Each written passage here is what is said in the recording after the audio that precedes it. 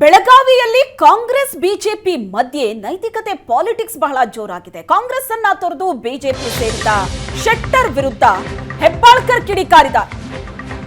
ಬೆಳಗಾವಿಯಲ್ಲಿ ಕಾಂಗ್ರೆಸ್ ಬಿಜೆಪಿ ನಡುವೆ ನೈತಿಕತೆ ಪಾಲಿಟಿಕ್ಸ್ ಜೋರಾಗ್ತಾ ಇದೆ. ಕಾಂಗ್ರೆಸ್ ತೊರೆದು ಬಿಜೆಪಿ ಸೇರಿದ ಶೆಟ್ಟರ್ ವಿರುದ್ಧ ಹೆಬ್ಬಾಳ್ಕರ್ ಕಿಡಿಕಾರಿದ್ದಾರೆ. 9 ತಿಂಗಳ ಹಿಂದೆ ಗಂಡ ಹೆಂಡತಿ ಎಲ್ಲರೂ ಅಳ್ತಾ ಬಂದಿದ್ರು. ಬಿಜೆಪಿಯಿಂದ ಅನ್ಯಾಯ ಆಗಿದೆ ಅಂತ ಕಾಂಗ್ರೆಸ್ಸಿಗೆ ಬಂದಿದ್ರು. ಈಗ ಬಿಜೆಪಿಗೆ ಹೋಗಿ ಮೋದಿಯನ್ನ ಪ್ರಧಾನಿ ಮಾಡಿ ಅಂತಾರೆ.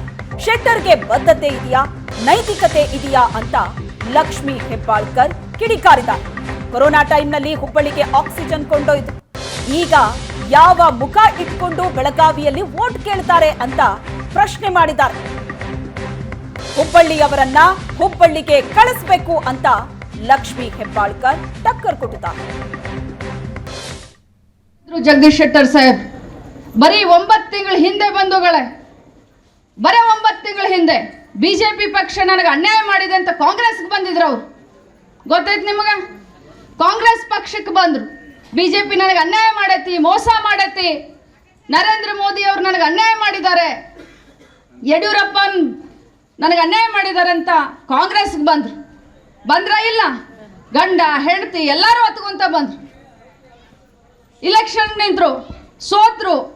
ಆದರೆ ಕಾಂಗ್ರೆಸ್ ಪಕ್ಷ ಅವ್ರನ್ನ ಕೈ ಬಿಡಲಿಲ್ಲ. ಅವ್ರನ್ನ ಸೋತ್ರು ಅಂತ ಹೇಳಿ ಅವ್ರನ್ನ ಮನೆಗೆ ಕುಂಡ್ರಿಸ್ಲಿಲ್ಲ. MLC ಮಾಡಿದ್ವಿ, ಅವ್ರಿಗೆ MLC ಮಾಡಿ ಮರ್ಯಾದೆಯನ್ನು ಕೊಟ್ವಿ.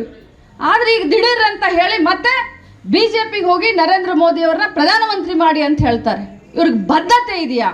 ಇವ್ರ ನೈತಿಕತೆ ಇದೆಯಾ? ಶೆಟ್ಟರ್ ಅವ್ರಿಗೆ ಇವ್ರು ಬೆಳಗಾವಿ ಜಿಲ್ಲೆಯ ಉಸ್ತುವಾರಿ 2 ಬಾರಿ ಆಗಿದ್ರು ಬಂಧುಗಳೇ, 2 ಬಾರಿ.